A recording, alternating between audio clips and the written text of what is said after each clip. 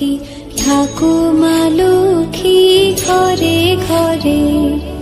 এসো মা লক্ষ্মী, বসো মা লক্ষ্মী, থাকো মা লক্ষ্মী ঘরে ঘরে। গাছে থাকা ফুল ফলার মাঠে সোনার ধান, ও মা গাছে থাকা ফুল ফলার মাঠে সোনার ধান। দুধে ভাতে বেঁচে থাক মা তোমার সন্তান, ও মা তোমার সন্তান। এসো মা লক্ষ্মী। স্বাগত জানিয়ে আমি আজকের ভিডিওটি শুরু করছি। প্রতি বৃহস্পতিবার বাঙালিদের ঘরে ঘরে মা লক্ষ্মীর আরাধনা করা হয়ে থাকে। বলা হয় প্রতি বৃহস্পতিবার ঘট বসিয়ে মা লক্ষ্মীর পাঁচালি পড়ে ভক্তি ভরে পুজো দিলে সেই গৃহে সুখ শান্তি ও সমৃদ্ধি ভরে থাকে। মা লক্ষ্মীর পুজো করতে বিশেষ কোনো সামগ্রীর প্রয়োজন হয় না। মা লক্ষ্মীর মন ভরে ভক্তি ভরে পুজোতেই মা লক্ষ্মী সন্তুষ্ট হয়ে থাকে। তাহলে চলো আজকে শুরু করা যাক আমার আজকের ভিডিওটি। অনেকেই মা লক্ষ্মীর ঘট পাল্টে পুজো করে থাকেন। আমি কীভাবে মা লক্ষ্মীর ঘট পাল্টে পুজো করে থাকি ও আমার বৃহস্পতিবারের পুজো পদ্ধতি আমি আজকে শেয়ার করছি। আশা করি আপনাদের ভালো লাগবে। যদি কোনো ভুল হয়ে থাকে তাহলে অবশ্যই আমাকে কমেন্টের মাধ্যমে জানাবেন। তাহলে চলুন শুরু করি আজকে আমার এই ভিডিওটি। ঘরটি আমি মা লক্ষ্মীর সামনে আজকে পাতবো, তাই আমি আগে মঙ্গল চিহ্ন এঁকে নিচ্ছি।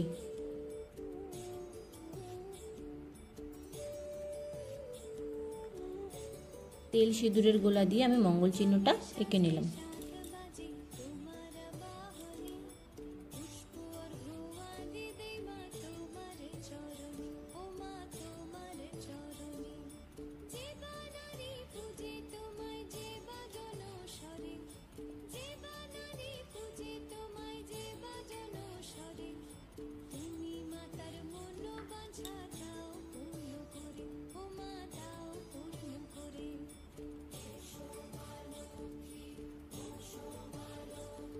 হয়ে গেছে আমার আঁকা।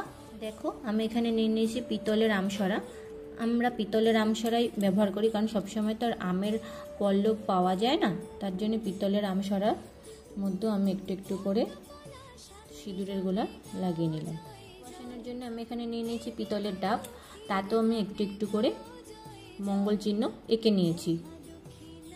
আপনারা চাইলে সশীবযুক্ত ডাব, কলা তাও দিতে পারেন। এবার আমি ঘরটিতে জল পূর্ণ করে নেব। এবার আমি জল পূর্ণ ঘটে দিয়ে দেবো একটু আতপ চাল, দিয়ে দিলাম একটা হলুদের গাঢ়, দিয়ে দিলাম একটা সুপরি। এবার আমি আমল পল্লব আর ডাবটা বসিয়ে দিচ্ছি। এবার আমি মায়ের সামনে বসিয়ে দেব। আমি এখানে ঘরটি স্থাপন করব। মাকে আমি সিঁদুর পরিয়ে দিয়েছি। এখানে একটা গাছ কৌটো সারা বছর থাকে, আর এই গোলাটার মধ্যে আমার ধান, চাল, পঞ্চশস্য দেওয়া আছে, আর এখানে সিঁদুরের গোলাও লাগানো আছে। এবার এখানটায় আমি মার ঘরটি স্থাপন করব। মার ঘরটি আমি এখানে বসিয়ে দিয়েছিলাম। এবার আমি একটা লাল চেলি দিয়ে দিচ্ছি। এটা আমার সারা বছর দেওয়া থাকে, প্রতি বছর লক্ষ্মী পুজোতে এটা পাল্টে দিই। আর দিয়ে দিলাম মাকে শাখা, কলা আর নোয়া, এটাও সারা বছর থাকে। প্রতিবার লক্ষ্মী পুজোর সময় নতুন করে আবার পরানো হয়। আর দিয়ে দিচ্ছে একটু চাঁদমালা। এবার আমি বেলপাতা, দূর্বা আর ফুল দিয়ে ঘরটিকে সাজিয়ে নেব। ওম শ্রীম লক্ষ্মী দেবায় নমঃ। সুন্দর করে আমি এবার মার ঘরটিকে সাজিয়ে নেব।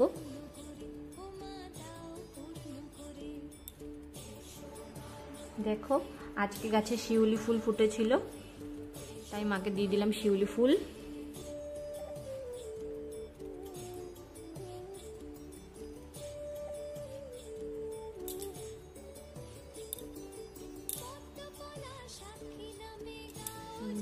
সাজিয়ে নিচ্ছি। এবারে আমি মাকে 3 বার অঞ্জলি দিয়ে নেব, তার জন্য নিয়ে নিলাম বেলপাতা, দূর্বা ও ফুল।